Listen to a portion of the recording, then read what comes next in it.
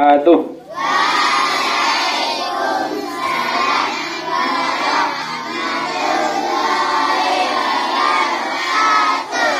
Alhamdulillah rabbil alamin, wassalatu wassalamu ala asyrafil anbiya'i wal mursalin wa ala alihi wa sahbihi wa sallim ajma'in. Amma ba'du.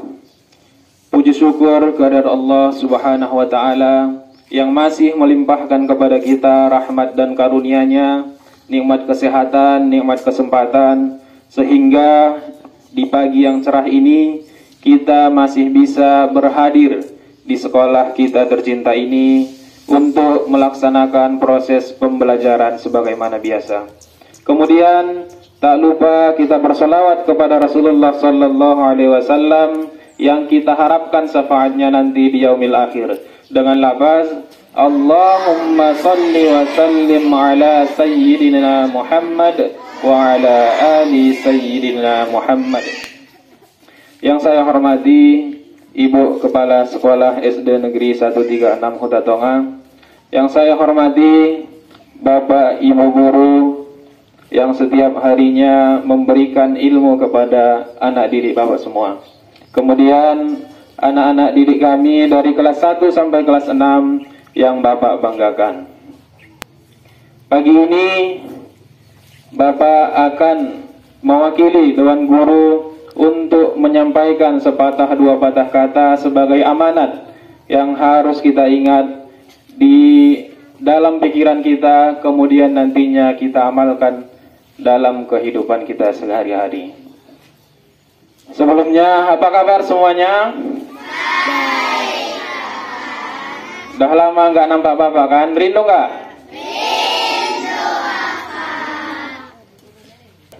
Bapak pun sebenarnya ingin rindu bercengkrama dengan kalian, tapi Bapak saat itu sedang ada tugas dan mulai hari ini Bapak akan aktif kembali mengajar di sekolah kita tercinta ini. Senang gak? Senang. Oke, sebelumnya Bapak pernah bercerita tentang Imam Syafi'i kepada kalian. Pada pagi ini juga Bapak akan melanjutkan kisah ataupun cerita tentang Imam Syafi'i. Jadi dalam Islam ada 4 orang tokoh yang kita ikuti, yaitu yang pertama Imam Syafi'i, Imam Hambali, Imam Hanafi, dan satu lagi Syafi'i, Hambali, Hanafi, dan Maliki. Oh iya, diingatin sama ibu kelas 1. Imam Maliki ya. Jadi Imam Syafi'i kita ikuti di Indonesia. Kebanyakan orang Indonesia mengikuti Imam Syafi'i. Dan kehebatan Imam Syafi'i itu adalah sangat banyak ilmunya. Umur 7 tahun sudah bisa menghafal Al-Quran. Dan umur belasan tahun sudah menghatamkan buku-buku, menghafal buku-buku hadis semuanya. Namun pernah suatu ketika dia galau dan bingung. Kenapa?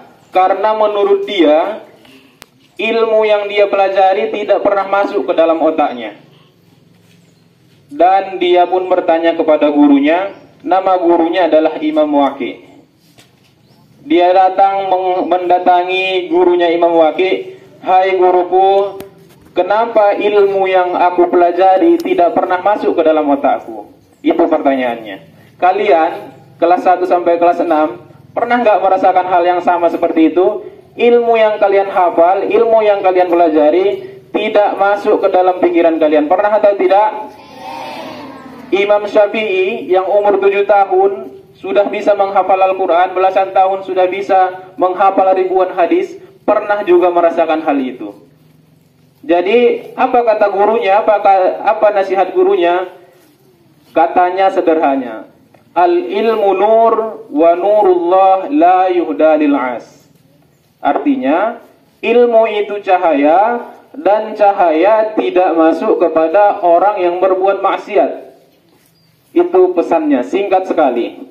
Jadi kita mencerna bagaimana Imam Syafi'i seorang penghafal Al-Quran tapi dikatakan oleh gurunya berbuat maksiat. Kenapa bisa seperti itu?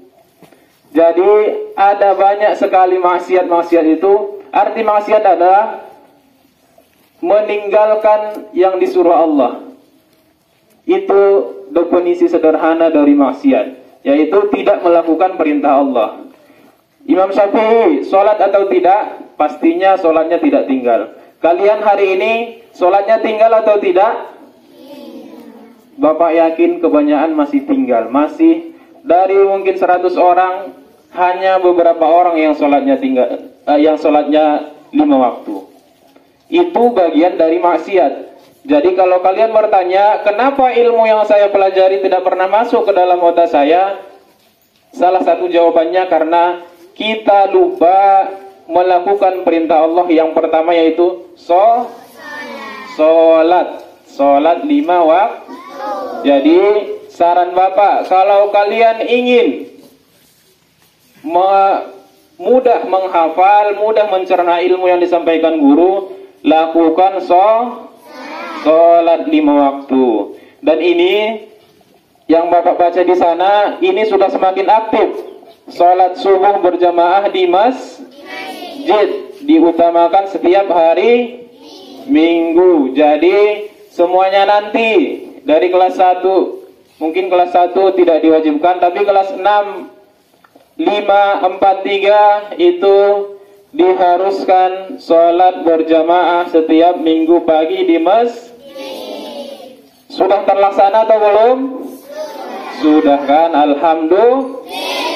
Itu yang pertama. Itu tadi bentuk kemaksiatan. Baru apa lagi? Bentuk kemaksiatan yang sering kita lakukan sehingga ilmu yang disampaikan guru tidak masuk ke dalam otak kita. Apalagi menghormati guru. Jadi ilmu itu adalah cahaya, dan cahaya tidak masuk kepada orang yang berbuat dosa, berbuat maksiat. Menghormati guru itu adalah sebuah kewajiban. Sudahkah kita hormat dengan guru kita? Sudah atau belum? Ada yang belum, ada yang sudah. Kalau sudah, alhamdulillah. Kalau belum, mari hormati gurumu, sayangi temanmu. Itu pesan dari lagu yang dulu Bapak masih SD. Dah, apalagi bentuk kemaksiatan yang lainnya? Lakukan apa yang disuruh oleh gurumu. Balai suruhna kerjaan PR, kerja. Apalagi kalau disuruhnya lengkap pakaianmu kalau mau datang ke sekolah, itu adalah sebuah keharusan untuk kita semua. Mungkin itu saja pesan sederhana yang Bapak sampaikan. Semoga yang Bapak sampaikan melekat dalam pikiran kita dan bisa kalian amalkan untuk selanjutnya. Terima kasih. Bapak akhiri, wassalamualaikum warahmatullahi wabarakatuh.